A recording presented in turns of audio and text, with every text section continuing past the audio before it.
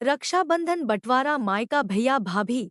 अब बंटवारा होगा भैया, आप रक्षाबंधन सेलिब्रेट करके ससुराल से वापस आइए, फिर मैं आ रही हूँ। नीरा बोली डॉट। अरे कैसी बात कर रही हो तुम, मेरी बहन हो करके बंटवारे की बात कर रही हो। बंटवारे की बात सुनकर के निकुंज एकदम हड़बड़ा सा गया। डॉट। बहन? कैसी बहन? और किसकी बहन? आप मुझे अपनी बहन मानते हैं? अरे भैया, अभी 10 मिनट पहले आपने फोन करके बोले हैं कि तुम रक्षाबंधन पर घर मत आना, हम लोग नहीं रहेंगे। तुम्हारी भाभी को लेकर उसके मायके जा रहा हूँ। भैया, रक्षाबंधन तो भाई बहन का त्योहार होता है और आप मुझे फोन करके मना कर रहे हैं कि तुम मत आना। आपको तो पता है कि मैं घर साल में एक बार ही आती हूँ। रक्षाबंधन के दिन, रक्षाबंधन जैसे पवित्र त्योहार पर आप अपनी बहन को यह करके मना करने की मैं अपने ससुराल जा रहा हूँ, तुम मत आना। तो आपने ये कैसे सोच लिया कि मैं अपनी करोड़ों की प्रॉपर्टी आपके लिए छोड़ दूंगी? जब आपके पास मेरे लिए एक दिन का भी समय नहीं है तो मेरे दिल में भी आपके लिए कोई प्यार और इज्जत नहीं है। भैया, भाभी से बोलना कि मायके से वापस आए तो मकान का आधा हिस्सा खाली कर देंगी, आधे हिस्से में अब मैं रहूंगी। नीरा की बातें सुनकर के निकुंज पसीना पसीना हो गया। निकुंज को पसीने पसीने होते देखा उसकी पत्नी घबरा गई। क्या हो गया जी, आपकी तबीयत खराब हो रही है क्या? निकुंज के मुंह से तो आवाज ही नहीं निकल रहा था। पत्नी के बहुत पूछने पर निकुंज ने सारी बात बताई। डॉट। वह झट से अपनी ननद नीरा को फोन लगाती है।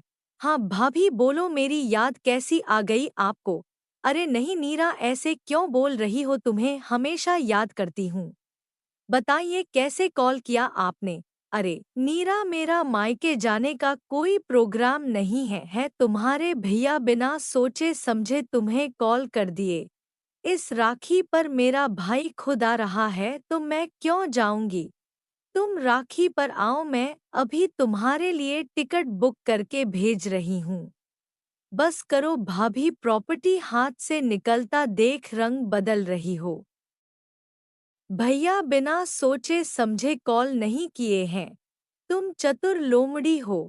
जैसे ही पता चला प्रॉपर्टी हाथ से निकल जाएगी, तुम अपना रंग बदल दी। कान खोल कर सुनो भाभी, तीर कमान से निकलकर सीधी मेरे दिल पर लगा है और मैं इस घाव को कभी नहीं भूल सकती। तो यह सब नाटक छोड़ो और बंटवारे की तैयारी करो। इतना बोलकर नीरा ने फोन कट कर दिया और फफक फफक कर रोने लगी। 4 साल पहले की ही तो बात है, मम्मी पापा जिंदा थे जब मैं मायके जाती थी तो मम्मी पापा और भैया कितना खुश होते थे। भैया स्टेशन लेने आते थे। जब मैं वापस आने लगती थी तो भैया की आंखों में आंसू आ जाता था। डॉट। और हमेशा बोलते थे 2 दिन और रुक कर जाती। तेरे जाने के बाद घर बहुत सुना सुना हो जाता है। विश्वास ही नहीं हो रहा है कि ये मेरे वही भैया है।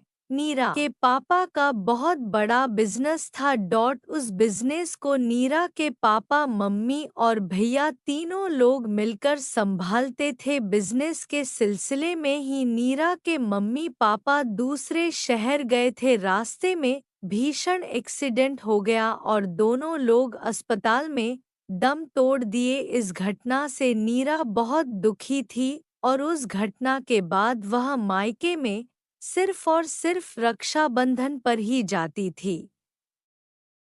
नीरा अपना मोबाइल उठाती है और एक मैसेज टाइप करती है।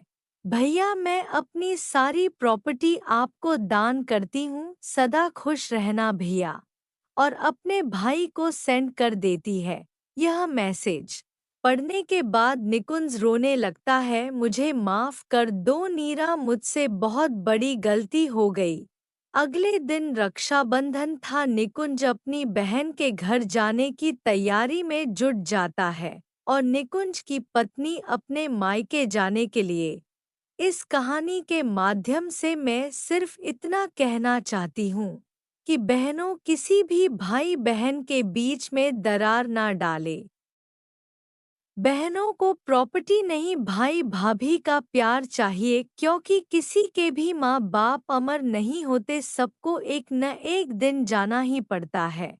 तो घर में बहन बेटियां हैं तो उनका सम्मान करें।